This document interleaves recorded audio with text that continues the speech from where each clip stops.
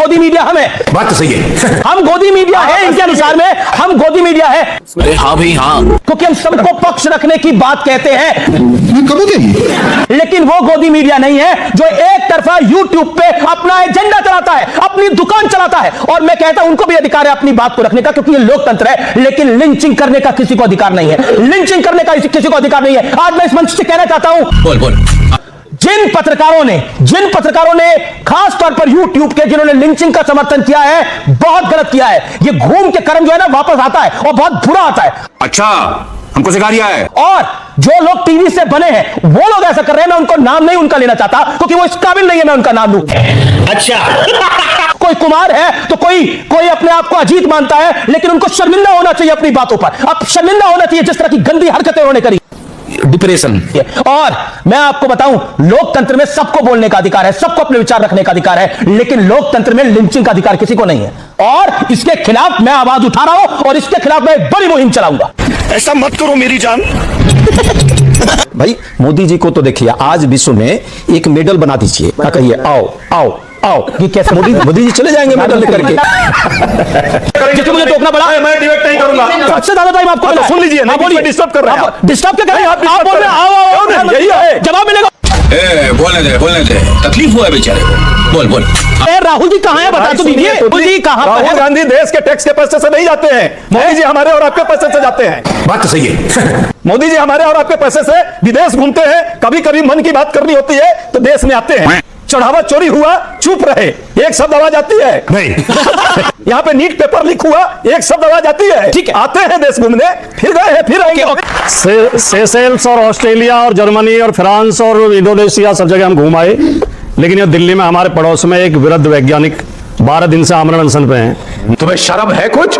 नहीं। ट्रंप ने ये कहा था या नहीं कहा था क्या? कि मैंने पाकिस्तान और भारत दोनों को धमका के कहा और सीज फायर कराया? ये कहा था या नहीं कहा था? नंबर दो बात सुनिए, नंबर 2 बात, क्या ट्रंप ने कहा था या नहीं कहा था कि अगर ईरान और रूस से तेल खरीदोगे तो मैं टैरिफ लगा दूंगा? मैंने आंकड़े दिए ही नहीं, कितना खरीदा कितना खरीद रहे हैं ना, उसके बाद कहा था या नहीं कहा था? बिल्कुल आप खरीद रहे हैं ना। और सुनिए, आप ट्रंप की बात, ट्रंप सुबह कुछ कहता है, रात कुछ कहता है, शाम कुछ कहता है। आपको अपने देश पे भरोसा है, निर्णय करिए आप। निर्णय का होना चाहिए लाइव डिबेट के अंदर, ट्रंप पे भरोसा है या भारत पे भरोसा है? तेरा तो गेम बजाना पड़ेगा। बोलिए। भारत सरकार के प्रवक्ता अमीश देवगन। भारत सरकार की नहीं, मैं भारत की बात कर रहा हूं, मैं फैक्ट्स की बात कर रहा हूं सर। भारत से हम रशिया से तेल खरीद रहे हैं। बोलिए। मोदी जी ने खंडन नहीं किया ट्रंप की इस बात का। मोदी जी खंडन करते हैं। मैं कह रहा हूं मोदी जी की हिम्मत नहीं गया। ट्रंप के मंत्री क्या थे? जिसको मैं धमकाया, एक देश बताओ जिसको ट्रंप ने धमकाया।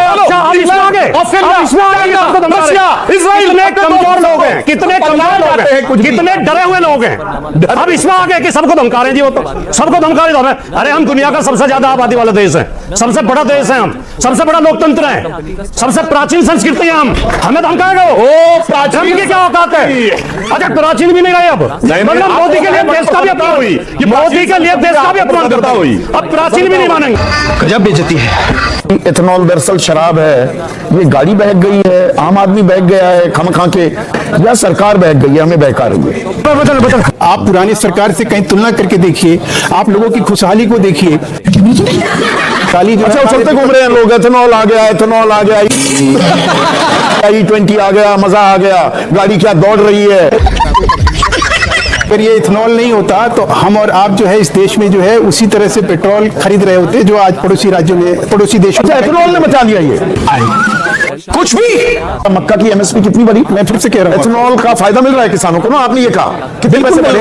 मैं कह रहा हूँ कि आज पैसे बढ़े, हरियाणा में कितने बढ़े, आज पंजाब में कितने बढ़े, यूपी में कितने बढ़े, स्पेसिफिक बताइए। बिल्कुल, मैं गोल बात नहीं चलेगी, गोल बिल्कुल बात नहीं करूंगा। आपसे गोल बात करके भागा जा सकता है क्या? तुम्हें कैसे पता चला? मैं ये कह रहा हूँ 40,000 करोड़ भारत सरकार ने सब्सिडीज के रूप में जो है इथेनॉल प्लांट लगाने के लिए दिए। अब वो जो लगे इथेनॉल प्लांट तो किसानों ने लगा दिया या नितिन गडकरी के बेटों ने लगा दिया? आप इस तरह की साजिश है ये साजिश को अगर कहीं ना कहीं अगर हम अच्छे तरीके से आपके दर्शकों के आगे नहीं बता पाए, नहीं समझा पाए, दर्शकों को बताना, अभी सड़क पर चलकर बताना दर्शकों। बिल्कुल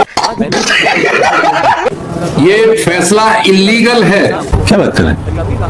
मोटर व्हीकल एक्ट और मोटर व्हीकल रूल जो भारत पे लागू है, इन्होंने किसी कैबिनेट से इसके लिए परमिशन नहीं ली है और किसी संसद से कोई परमिशन नहीं ली है। अगर आप फ्यूल चेंज करते हैं तो आपको टाइप अप्रूवल में जाना पड़ता है, पुरानी गाड़ी हो या नई गाड़ी हो। ये गड़बड़ है। जब सीएनजी चेंज हुई थी 2000 से 2004 में, तो सारी गाड़ियों का, पुरानी गाड़ियों का नया टाइप अप्रूवल हुआ था। टाइप अप्रूवल होता है, उसके लिए टेस्टिंग एजेंसी सर्टिफाइड है। ये ट्रांसपोर्ट मिनिस्ट्री के अंतर्गत ही आता है। ये गडकरी साहब इस देश में बिल्कुल गलत प्रथा डाल रहे हैं कि बिना संसद की मंजूरी के या बिना कैबिनेट के अप्रूवल के कोई ऑर्डिनेंस लाए बिना इन्होंने फ्यूल नया इंट्रोड्यूस कर दिया है। लवड़े ना भोजन। आपने एजेंसी का ठेका लिया है क्या? अजय निवार ठेका लिया है क्या? एजेंसी का ठेका लिया है तुमने? चढ़ा समझाओ इसे। ये लड़ाई जो है वो जेंजी और जो बुढ़े अंकल हैं ना व्हाट्सएप वाले, उनके बीच में है सर। तू समझा? जो बुढ़े अंकल हैं, जो मोदी जी के भक्त हैं, अंध भक्त हैं, वो बर्दाश्त नहीं कर पा रहे हमारे जेंजी इतना कंट्रोल ले रहे हैं। हमारे जेंजी ने सरकार को घुटनों पे ला दिया, ये बुढ़े अंकल बर्दाश्त नहीं कर रहे। मेरी बात सुनो। तो बदनाम मत करिए। आप कौन है जेंजी को रिप्रेजेंट करने वाले? 15 साल के बच्चे आपने जेंजी का ठेका लिया है क्या? कुछ शर्म आया है?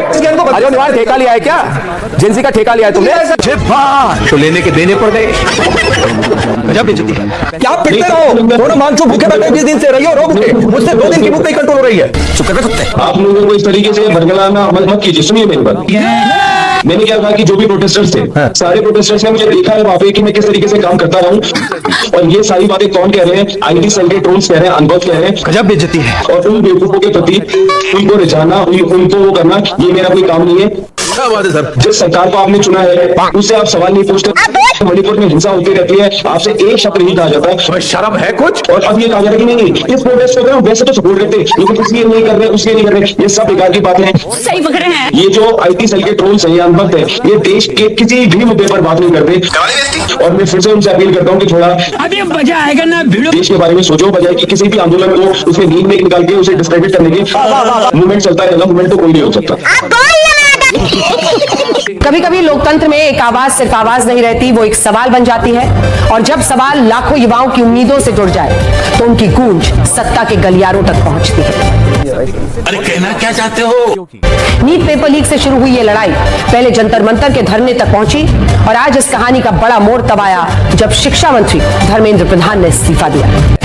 अच्छा, इस्तीफा दिया नहीं है, तुम्हारे घेट में हाथ देके लिया गया है।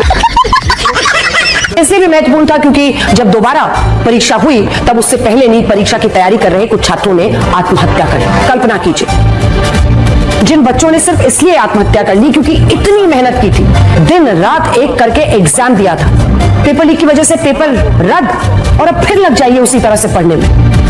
व्यथा समझिए, कल्पना कीजिए कि किसी बच्चे ने इस वजह से अगर जान दे दी तो उस पर कैसा दबाव रहा होगा। आप कहाँ थे ज्ञानी बाबा? I was proud कि अंजना ओम कश्यप मेरे जिले से बिलोंग करती है, बट वो झालमुड़ी के ऊपर न्यूज बना रही है। She is not standing here. Shame on you. Shame on you. एकदम इन्होंने वक्त बदल दिया, जज्बात